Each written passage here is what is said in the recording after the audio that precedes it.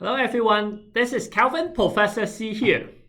So we haven't met each other for a while. I think I missed 1 week of video because last week is crazy. So um yeah, like last week is just very busy. And I am because I'm also working on a special project that is also related to you. So I will give you guys more detail in the near future, but it's a very exciting news. So make sure if you want to know what it is, and if you do not want to miss anything, just subscribe to my channel. And when I launch some of my new exciting project to you guys, then you will be the first one to know. Anyway, let's talk about some mortgage today because we haven't talked about that for a while now. So today I am going to talk about one thing that is pop up very recently and is a very new topic. So I want you guys, my student, to learn that so that you know what's going on, and that is the deferral of mortgage, deferral of credit card, deferral of car loan, car lease, whatever. So the deferral of the payment. So the reason I choose this topic is because recently I have a client that come to me and want to purchase a house, borrow a mortgage. And what happened is, everything is good. This guy has good income, has good liquid asset, good net worth. Everything is good. Except when we are actually processing the case and pull their credit bureau, that he has a deferral on his car loan. Now, so I asked them, I said, why would you have a deferral on the car loan? You have like 40,000 sitting in your account. And he is just saying that it is actually proactively offered by his auto dealership, is that like, oh, you know what, we can help you defer the car lease or car loan, the car payment, no interest, zero interest, don't worry about it. So having said that, right, if it is zero interest and it would not affect you in terms of the credit bureau, naturally and quite logically, this client took the offer. So he actually have the car loan deferred 3 months. And again, just like the car dealership said, no interest whatsoever. However, that presents a very special situation for us because, first of all, we don't have this mortgage deferral thing so common until COVID-19. So we haven't talk about this topic even in my 20 years of mortgage experience. We haven't seen this for quite often. I have never seen it, in fact. But the effect of the deferral, we don't know, right? So what happened is, let me give you the end result first, and then I will tell you how it actually looks like. At the end of the day, the underwriter is not very happy about the deal. And so we actually have to spend a lot of time to explain to the client, to the underwriter, why this is, even though the client have deferred the car lease or car loan payment, that it is still a very strong case to approve the deal. But it actually, the underwriter actually is very hesitant to approve the deal at the beginning. So let me first show you how a deferral of a loan, of a thing, show up in the credit bureau first. And I'm pretty sure that not a lot of you have seen this, okay? And this is the first time I seen it too, okay? So let's look at this.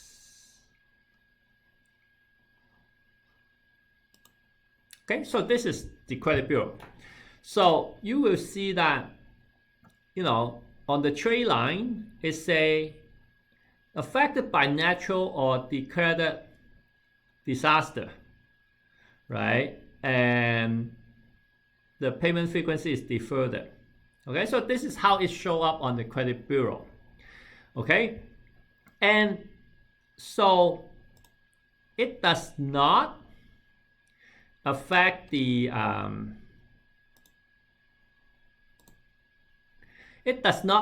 credit score and all that stuff. But think about it now. If you are the underwriter, on one hand, this deferral was supposed to design to help people who cannot pay the payment due to COVID-19, to help them out, to help these people out, to let them defer the payment. So if you're deferring the payment, you are basically silently telling people that, hey, I need help. I cannot afford to pay this payment. I need help. But on the other side, when we submit the case into the lender, to the bank, we are telling the bank that, hey, you know what? You do not have to worry about lending to this client because he has the financial ability to repay this, $1 million mortgage or $500,000 mortgage or whatsoever. So there are two different signals sending in to the underwriter. On one hand, you are saying that no, he needs help, he can't even pay a car loan. On the other hand, you are saying that, wow, this client has 40,000 sitting in the account. This client has good income, good credit whatsoever. Don't worry about it. He can repay the mortgage. Right? So there's two different signals sending into the underwriter. So no wonder the underwriter is confused and hesitate to approve the deal. So that said, to me, as your mortgage trainer, mortgage coach, personally speaking, I would suggest you to educate your client, right? Yes, the offer from the car dealership is very attractive. Even maybe from credit card or whatsoever, it's a deferral of this, there's no interest whatsoever. It is very attractive.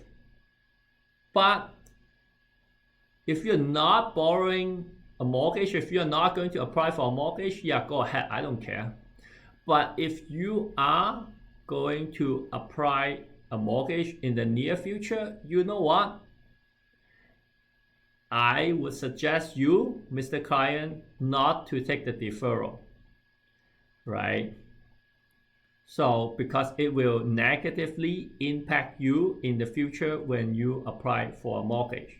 I would just tell them like that, okay? Because it will negatively impact you in the future when you apply for a mortgage, okay? Now, mind you, those are for the client that has the ability to pay but choose to select the deferral payment. However, if you are really affected by the COVID-19, say that you work in the airline industry, you were a pilot, for example. Now you're flying, you're not flying, you don't have a job. Then yes, I would suggest you to choose the deferral payment option rather than just late payment and not paying. Deferral is better than late payment and ruin your credit score and everything. But if you have the ability to pay, I suggest you should not take the deferral payment option. Okay, so I hope that helped you, and by helping you, the new mortgage agent, I hope you can tell your client, educate your client, so that it helps them to get the mortgage easier, and it helps you to approve their mortgage easier, right? So that you don't have to go through the hard time that I just went through. Okay, so if you like my content, be sure to subscribe to my channel, because it does actually help me a little bit.